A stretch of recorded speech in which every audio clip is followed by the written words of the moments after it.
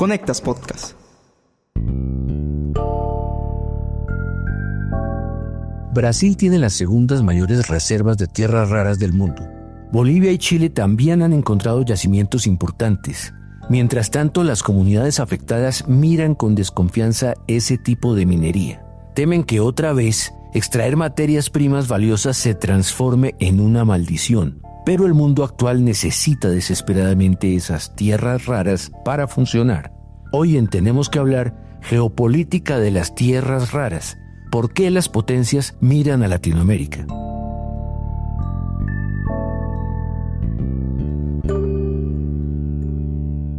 Hola, soy Mauricio Sáenz y les doy la bienvenida a un nuevo episodio de este podcast semanal en el que abordamos diversos temas de América Latina porque tenemos que hablar. Conectas Podcast presenta Tenemos que hablar. El análisis semanal para comprender la actualidad de América Latina, Realizado por la mesa editorial de Conectas, la plataforma periodística con miembros en 19 países de la región.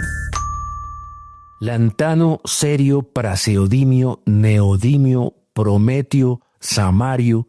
Estos nombres por sí mismos no le dicen nada a la mayoría de la gente, pero se trata de algunas de las llamadas tierras raras que se han puesto muy en boga en los últimos años. No es para menos porque son un insumo central para los dispositivos tecnológicos de la industria automotriz, por ejemplo. Y por eso mismo son un objetivo estratégico de China, Estados Unidos y otras potencias.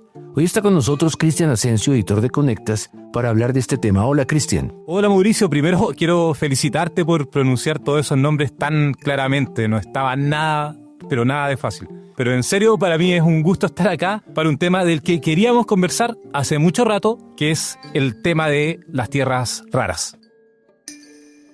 Cierto, en la mesa editorial discutimos los temas todas las semanas y un par de veces las tierras raras habían quedado entre el tintero como propuesta. Sí, pero este año, con la guerra de los aranceles, lo que ocurrió en el despacho oval entre Trump y Zelensky y algunos anuncios en el Cono Sur, que ya vamos a explicar, nos decidimos por fin a hablar de esto. Además, tú contaste en la última reunión que justamente en la zona donde vives en Chile hay un proyecto de tierras raras. Sí, y aunque soy de un país minero, debo reconocer con algo de vergüenza que sabía muy poco de esas famosas tierras. Solo tenía entendido que se usan en la industria tecnológica y me imaginaba que su nombre se debía a la escasez. Pero no es tan así. ¿Cómo así? ¿Entonces las tierras raras no son tan raras? Justamente, de hecho, esa misma frase me la dijo el geólogo de la Universidad de Concepción, Osvaldo Ravía. Además, Ravía es un experto privilegiado en cuanto a las tierras raras, porque el mayor yacimiento encontrado en Chile está a unos 20 kilómetros de su oficina, por lo que en los últimos años se ha especializado en estos recursos minerales. Aquí nos explica qué son y para qué sirven. Las tierras raras son un conjunto de 17 elementos. Hay un grupo de 15 elementos que se llaman lantánidos, más 2 elementos que son el escandio y el itrio.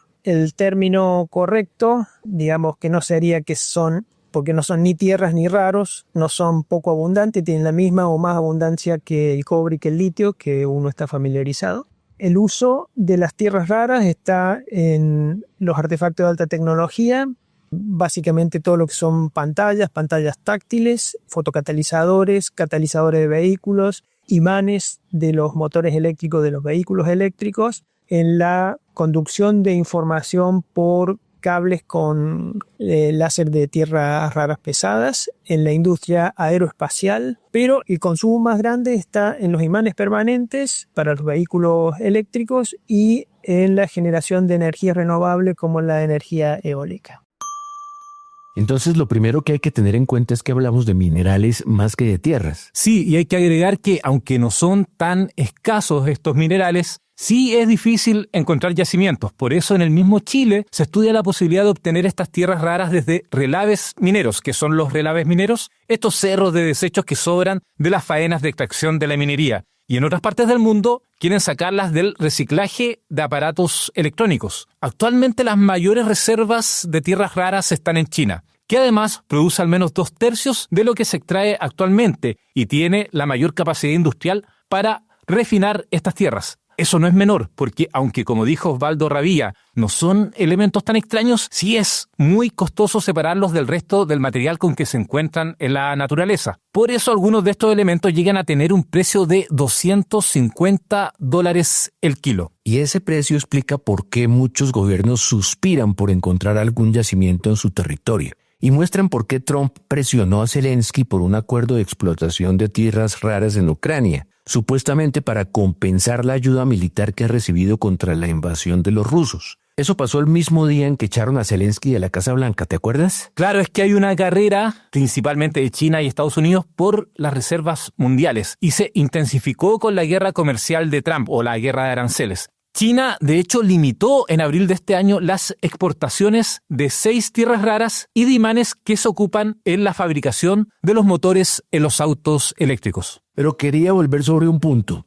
Cuando aparecen riquezas como esas, la gente de los territorios las recibe con desconfianza.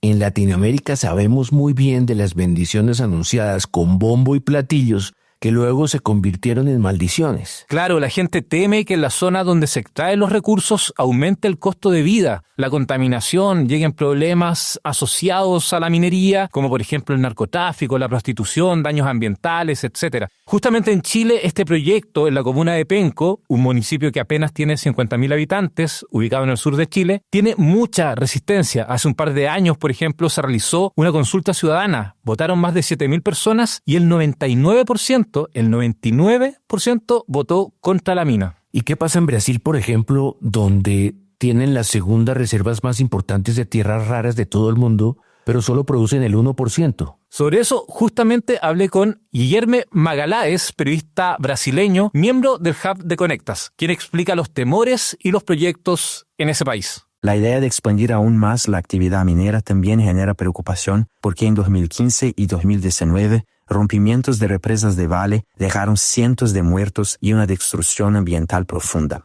Otro desafío es la regulación. El marco legal de la minería en Brasil es de 1967. Se han presentado 2 proyectos de ley en el Congreso para crear una política nacional de explotación de tierras raras, pero por ahora no hubo avances concretos. Brasil es conocido por su enorme potencial para la explotación de tierras raras, pero aún no ha logrado transformar eso en realidad. La reserva brasileña de tierras raras es de 22 millones de toneladas, solo por detrás de China. Aunque el país alberga el 23% de todas las reservas globales, su participación en la producción mundial es mínima, apenas el 1%. En los años 50, Brasil llegó a dominar el proceso de extracción de tierras raras, pero con el tiempo fue quedándose atrás porque decidió enfocarse en la exportación de minerales más simples de extraer, como el hierro. Además de Vale, la mayor minera brasileña, hay empresas de Australia y Canadá con fuerte presencia en el sector. En los últimos meses, las compañías chinas llegaron con todo. Ya se anunciaron 5 negociaciones entre empresas chinas y mineras que tienen reservas de tierras raras aquí en Brasil. Cristian, fíjate en ese último dato que nos dio Guillermo. China tiene las mayores reservas y extrae más que nadie, pero está buscando asociarse con cualquiera que tenga yacimientos en el mundo. Y por supuesto lo mismo quiere hacer Estados Unidos, que también obviamente necesita de las tierras raras para su industria tecnológica. Pero en este juego geopolítico hay más jugadores, por supuesto, ¿o no? Así es. ¿Recuerdas que al comienzo hablamos de yacimientos en Brasil, en Chile y en Bolivia?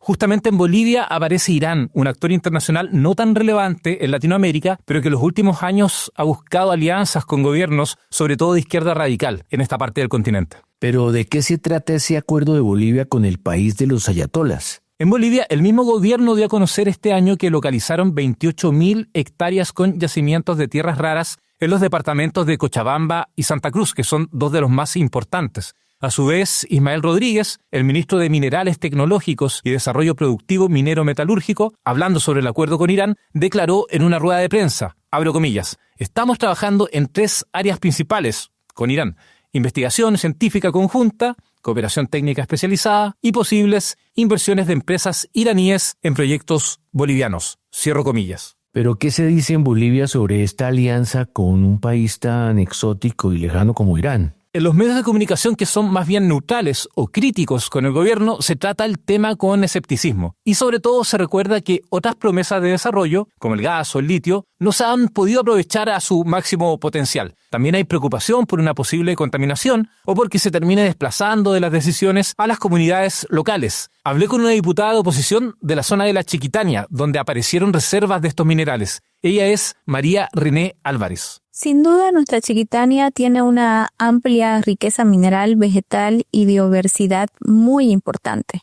Nuestra región se ha convertido poco a poco en un polo de desarrollo para Santa Cruz y para Bolivia. Pero todo esto debe ser impulsado desde la región y no desde el centralismo que solo tiene una visión depredadora, extractivista y prebendal. Ya hemos visto la experiencia del Mutún con una empresa estatal que se hace cargo desde el gobierno y que no entrega regalías ni beneficios para Puerto Suárez o Puerto Quijarro. Un proyecto que lleva décadas y que emplea a sus socios chinos y a sus organizaciones sindicales, pero no deja nada ni toma en cuenta a los pobladores de esta parte del país. De igual forma está el riesgo para las comunidades indígenas porque estos proyectos pensados desde el centralismo no conocen la realidad de nuestra gente, de nuestro territorio. Una visión centralista en el manejo de los recursos minerales siempre va a despreciar y desconocerá a los pueblos indígenas afectados con la intervención estatal. Es importante lo que dice esta diputada porque algunos de los yacimientos quedan en medio de la Amazonía, una zona de por sí muy frágil. Sí, varios expertos como Héctor Córdoba de la Fundación Jubileo han advertido que para extraer una pequeña cantidad de tierras raras hay que extraer 1 tonelada en total. Es decir, se tendría que remover millones de toneladas en un yacimiento. Y en cuanto a la alianza con Irán, la misma diputada Álvarez sostiene su preocupación por posibles sanciones internacionales. Es que no son pocas las voces que advierten que lo que busca Irán en esta región en realidad es uranio para su programa nuclear. Como quien dice, en este episodio hemos recorrido la tabla periódica completa. Esperemos que esta vez esos recursos sí traigan bienestar y progreso a los países y comunidades que los tienen y no se conviertan en un regalo envenenado como en otras oportunidades. Muchas gracias, Cristian, por tu reporte. Gracias a ti por el espacio y un saludo a quienes nos escuchan. Y a quienes nos siguieron, los esperamos en la próxima edición de este podcast semanal de Conectas, porque tenemos que hablar.